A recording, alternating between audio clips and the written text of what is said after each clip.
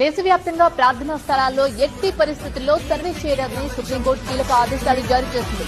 ప్రార్థనా స్థలాల చట్టంపై 2 వారాల్లో అఫిడవిట్ దాఖలు చేయాలని కేంద్రాన్ని కోరింది. కింది కోర్టులు కూడా ప్రార్థనా స్థలాల్లో సర్వేకు ఎలాంటి ఆదేశాలు ఇవ్వరాదని సుప్రీంకోర్టు ఆదేశించింది.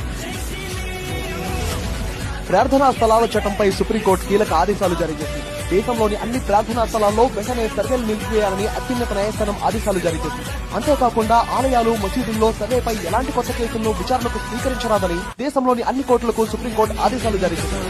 1991 ప్రార్థనా స్థలాల చట్టంపై సుప్రీంకోర్టులో కీలక వాదనలు విచారణ జరిగింది. మతపరమైన అంశాల్లో ఆదేశాలు నిలిపివేయాలని కోర్టు ఆదేశించింది. ప్రార్థనా స్థలాలపై విషయంలో కూడా సుప్రీంకోర్టు ఆదేశించింది. కోర్టు ఎలాంటి నిర్ణయాలు తీసుకోవాలని స్పష్టం చేసింది. సుప్రీంకోర్టు ఇచ్చిన తాజా ఆదేశాలను వాదిస్తున్న అనేక మంది లాయర్లు తమ వాదనలు వినకుండా ఆదేశాలు ఇవ్వద్దు అని కోరారు.